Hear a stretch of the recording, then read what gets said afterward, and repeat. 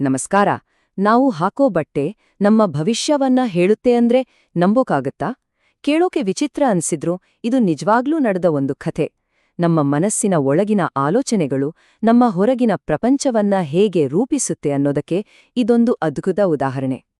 ಹೌದು, ಕೇಳೋಕೆ ಇದು ತುಂಬಾನೇ ವಿಚಿತ್ರ ಅನ್ಸುತ್ತೆ. ಆದ್ರೆ ಒಂದು ಬಟ್ಟೆ ಆ ದಿನ ನಮ್ ಜೊತೆ ಏನಾಗ್ಬೇಕು ಅಂತ ಮೊದಲೇ ಡಿಸೈಡ್ ಮಾಡೋಕೆ ಸಾಧ್ಯನಾ? ಬನ್ನಿ, ಈ ಪ್ರಶ್ನೆಯನ್ನೇ ಮನ್ಸಲ್ಲಿಟ್ಕೊಂಡು ಈ ಕಥೆಯೊಳಗೆ ಹೋಗೋಣ. ಸರಿ, ಕಥೆ ಶುರುವಾಗೋದು ಒಂದು ತುಂಬಾನೇ ಸಿಂಪಲ್ ಆದ ಬೆಳಿಗ್ಗೆ. ಒಬ್ಬ ವ್ಯಕ್ತಿ ಒಂದು ಕಪ್ಪು ಬಣ್ಣದ ಟೀ ಶರ್ಟ್ ಹಾಕೊಳ್ತಾರೆ. ಅದರ ಮೇಲೆ ಬೇರೇನೂ ಇಲ್ಲ, ಒಂದು ದೊಡ್ಡ ಸೊಳ್ಳೆ ಚಿತ್ರ. ಅದರ ಕೆಳಗೆ ಎರಡೇ ಪದ, ಬೈಟ್ ಮೀ, ಅಂದ್ರೆ ನನ್ನನ್ನ ಕಚ್ಚು. ಇಲ್ಲಿಂದ ನೋಡಿ ಟ್ವಿಸ್ಟ್ ಶುರುವಾಗೋದು. ಆಶ್ಚರ್ಯ ಅಂದ್ರೆ ಅದೇ ದಿನ ಮಧ್ಯಾಹ್ನದ ಹೊತ್ತಿಗೆ ಆ ವ್ಯಕ್ತಿಗೆ ಒಂದು ನಾಯಿ ಕಚ್ಚುತ್ತೆ. ಇದನ್ನ ಜಸ್ಟ್ ಒಂದು ಕೋಇನ್ಸಿಡೆನ್ಸ್ ಅಂತ ತಳ್ಳಿ ಹಾಕ್ಬೇಕಾ, ಅಥವಾ ಈ ಟೀ ಶರ್ಟ್ಗೂ ನಾಯಿ ಕಚ್ಚಿದ್ದಕ್ಕೂ ಏನಾದ್ರೂ ಸಂಬಂಧ ಇದೆಯಾ? ಇದ್ರ ಹಿಂದಿನ ಕಥೆ ಏನು ಅಂತ ನೋಡೋಣ ಬನ್ನಿ. ಓಕೆ, ಇದು ಕಾಕತಾಳೀಯ ಘಟನೆಯಾ ಅಲ್ವಾ ಅಂತ ತಿಳ್ಕೋಬೇಕು ಅಂದ್ರೆ ನಾವು ಸ್ವಲ್ಪ ಟೈಮ್ನಲ್ಲಿ ಹಿಂದಕ್ಕೆ ಹೋಗ್ಬೇಕು. ಆ ದಿನ ಅವರು ಆ ಶರ್ಟ್ ಹಾಕೊಳ್ಳುವಾಗ ಅವರ ಮನಸ್ಥಿತಿ ಹೇಗಿತ್ತು, ನಿಜವಾಗ್ಲೂ ಅವರ ತಲೆಯಲ್ಲಿ ಏನು ಓಡ್ತಿತ್ತು? ಅವ್ರ ಜೀವನ ನಿಜಕ್ಕೂ ಹೋರಾಟಗಳಿಂದಾನೇ ತುಂಬಿತ್ತು. ಸಂಬಂಧಗಳು ಸರಿಹೋಗ್ತಿರ್ಲಿಲ್ಲ, ಶುರು ಮಾಡಿದ ಬಿಸ್ನೆಸ್ ಎಲ್ಲ ಫೇಲ್ ಆಗ್ತಿತ್ತು, ವರ್ಷಗಟ್ಲೆ ಥೆರಪಿ ತಗೊಂಡ್ರೂ ಒಂದ್ ರೀತಿ ಎಲ್ಲೋ ಸಿಕ್ಕಾಕೊಂಡಿದ್ದೀನಿ, ನಾನೊಬ್ಬ ಅಸಹಾಯಕ ಅನ್ನೋ ಭಾವನೆ ಬಂದ್ಬಿಟ್ಟಿತ್ತು. ಎಲ್ಲಕ್ಕಿಂತ ಮುಖ್ಯವಾಗಿ ನನ್ನ ಆಲೋಚನೆಗಳು ನನ್ನ ಕಂಟ್ರೋಲ್ನಲ್ಲೇ ಇಲ್ಲ ಅಂತ ಅವರು ಗಟ್ಟಿಯಾಗಿ ನಂಬಿಬಿಟ್ಟಿದ್ರು. ಇಂಥ ಮನಸ್ಥಿತಿಯಲ್ಲಿದ್ದಾಗ ಆ ದಿನ ಬೆಳಗ್ಗೆ ಆ ಟೀ ಶರ್ಟ್ ಕೈಗೆತ್ಕೊಂಡಾಗ ಅವರ ಮನಸ್ಸಿನಲ್ಲಿದ್ದ ಅಸಲಿ ಮಾತು ಇದೆ. ಹೌದು, ಬಂದು ಕಚ್ಚು. ಅದು ಸುಮ್ನೆ ಹೇಳಿದ ಮಾತಾಗಿರ್ಲಿಲ್ಲ, ಅದರಲ್ಲಿ ವರ್ಷಗಳ ಹತಾಶೆ, ಸಿಟ್ಟು, ನೋವು ಎಲ್ಲವೂ ಸೇರಿತ್ತು. ಇಡೀ ಜಗತ್ತನ್ನೇ ಚಾಲೆಂಜ್ ಮಾಡಿದ ಹಾಗೇ ಇತ್ತು ಆ ಭಾವನೆ. ನಾಯಿ ಕಚ್ಚಿದ್ಮೇಲೆ ಮನೆಗೆ ಬಂದಾಗ ಕಥೆ ಒಂದು ದೊಡ್ಡ ಟರ್ನ್ ತಗೊಳ್ಳುತ್ತೆ. ಅದೇ ಕನ್ನಡಿಯ ಜ್ಞಾನೋದಯದ ಕ್ಷಣ. ಎಲ್ಲವೂ ಅವರಿಗೆ ಸ್ಪಷ್ಟವಾಗಿ ಅರ್ಥವಾದ ಆ ಮೂಮೆಂಟ್ ಹೇಗಿತ್ತು ಅಂತ ಈಗ ನೋಡೋಣ. ಆ ಇಡೀ ದಿನ ನಡೆದ ಘಟನೆಗಳನ್ನ ಒಮ್ಮೆ ಜೋಡಿಸಿ ನೋಡೋಣ. ಬೆಳಗ್ಗೆ ಸಿಕ್ಕಾಪಟ್ಟೆ ಹತಾಶೆಯಿಂದ ಬೈಟ್ ಮೇ ಶರ್ಟ್ ಹಾಕೊಂಡ್ರು. ಮಧ್ಯಾಹ್ನ ನಾಯಿ ಕಚ್ತು. ಸಂಜೆ ನನ್ನ ಜೀವನವೇ ಇಷ್ಟು, ನಾನೊಬ್ಬ ಬಲಿಪಶು ಅನ್ನೋ ಭಾವನೆ ಇನ್ನಷ್ಟು ಜಾಸ್ತಿಯಾಯಿತು. ಎಲ್ಲದಕ್ಕೂ ಒಂದು ಲಿಂಕ್ ಇರೋ ಹಾಗೆ ಅನ್ಸ್ತಾ ಇಲ್ವಾ? ಹಾಗಾದ್ರೆ ಆ ರಿಯಲೈಸೇಷನ್ ಮೂಮೆಂಟ್ ಹೇಗಿತ್ತು ನೋಡಿ.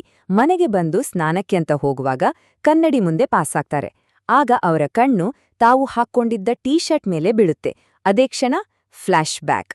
ಬೆಳಿಗ್ಗೆ ಆ ಶರ್ಟ್ ಹಾಕ್ಕೊಳ್ಳುವಾಗ ಮನ್ಸಲ್ಲಿದ್ದ ಆ ಸಿಟ್ಟು, ಆ ಕಹಿ ಭಾವನೆ ಎಲ್ಲವೂ ನೆನ್ಪಾಗುತ್ತೆ. ಆಗ್ಲೇ ಅವ್ರಿಗೆ ಲೈಟ್ ಹೊಳ್ದಿದ್ದು. ತಮ್ಮ ಆ ಮನಸ್ಸಿನ ಸ್ಥಿತಿಗೂ ನಾಯಿ ಕಚ್ಚಿದ ಘಟನೆಗೂ ಒಂದು ನೇರವಾದ ಸಂಬಂಧ ಇದೆ ಅಂತ ಅವ್ರಿಗೆ ಸ್ಪಷ್ಟವಾಗಿ ಕಾಣಿಸುತ್ತೆ. ಅದೇ ಜ್ಞಾನೋದಯದ ಕ್ಷಣ. ಆ ಅರಿವಿನ ತೀವ್ರತೆ ಎಷ್ಟಿತ್ತು ಅಂದ್ರೆ ಅವರೇ ಹೇಳೋ ಹಾಗೆ ಯಾರೋ ದೊಡ್ಡ ಮರದ ದಿಮ್ಮಿಂದ ತಲೆಗೆ ಹೊಡೆದಾಗಾಯ್ತು. ಅಷ್ಟು ಬಲವಾಗಿ, ಅಷ್ಟು ಸ್ಪಷ್ಟವಾಗಿ ಆ ಸತ್ಯ ಅವರಿಗೆ ಅರ್ಥವಾಗಿತ್ತು. ಹಾಗಾದ್ರೆ ಆ ಒಂದು ಕ್ಷಣದ ಅರಿವಿನ ನಂತರ ಏನಾಯ್ತು? ಅವರ ಜೀವನ ಅಲ್ಲಿಗೆ ನಿಲ್ಲಿಲ್ಲ, ಬದಲಾಗಿ ಅಲ್ಲಿಂದಾನೇ ಸಂಪೂರ್ಣವಾಗಿ ಬದಲಾಗಕ್ಕೆ ಶುರುವಾಯ್ತು. ಆ ಟ್ರಾನ್ಸ್ಫರ್ಮೇಷನ್ ಹೇಗಿತ್ತು ಅಂತ ನೋಡೋಣ ಬನ್ನಿ. ಇಲ್ಲಿ ಒಂದು ಇಂಟ್ರೆಸ್ಟಿಂಗ್ ವಿಷಯ ಇದೆ. ಆ ರಿಯಲೈಸೇಷನ್ ಆದ ತಕ್ಷಣ ಅವರು ಮಾಡಿದ್ದು ಮೊದಲನೇ ಕೆಲ್ಸ, ಸುಮಾರು 1 ತಿಂಗಳಿಂದ ಮನೆಯಲ್ಲಿ ಸುಮ್ನೇ ಇಟ್ಟಿದ್ದ ದ ಸೀಕ್ರೆಟ್ ಅನ್ನೋ ಚಿತ್ರವನ್ನ ನೋಡಿದ್ದು. ಯೋಚ್ನೆ ಮಾಡಿ, ಬದ್ಲಾಗೋಕ್ ಬೇಕಾದ ದಾರಿ ಕಣ್ಮುಂದೇ ಇತ್ತು, ಆದ್ರೆ ಅದನ್ನ ನೋಡೋಕ್ ಬೇಕಾದ ಸರಿಯಾದ ಮನಸ್ಥಿತಿ ಈಗಷ್ಟೇ ಬಂದಿತ್ತು. ನೋಡಿ, ಆ ಬದಲಾವಣೆ ಎಷ್ಟೊಂದು ದೊಡ್ಡದಿತ್ತು ಅಂತ. ಮೊದಲು ತಾವೊಬ್ಬ ಬಲಿಪಶು, ಎಲ್ಲದ್ರಲ್ಲೂ ಸಿಕ್ಕಿ ಹಾಕ್ಕೊಂಡಿದ್ದೀನಿ ಅನ್ನೋ ಭಾವನೆ. ಆದ್ರೆ ಆ ಘಟನೆಯ ನಂತರ ಜೀವನ ಪ್ರತಿಯೊಂದು ರೀತಿಯಲ್ಲೂ ಚೇಂಜ್ ಆಯ್ತು. ಸಿಟ್ಟು, ಹತಾಶೆ ಹೋಗಿ ಒಂದು ಶಕ್ತಿ ಬಂತು. ಅವರ ಸ್ನೇಹಿತರೇ ಈ ಬದಲಾವಣೆ ಕಂಡು ಬೆರಗಾದ್ರು ಅಂತ ಅವರೇ ಹೇಳಿದ್ದಾರೆ. ಹಾಗಾದ್ರೆ ಈ ಇಡೀ ಕಥೆಯಿಂದ ನಾವು ಕಲಿಬೇಕಾದ ಪಾಠವಾದ್ರೂ ಏನು? ಅದು ನಮ್ಮ ಆಂತರಿಕ ಕಥೆಯ ಶಕ್ತಿ. ಅಂದ್ರೆ ನಾವು ನಮಗೆ ನಾವೇ ಹೇಳ್ಕೊಳ್ಳುವ ಕಥೆಯ ಪಾವರ್.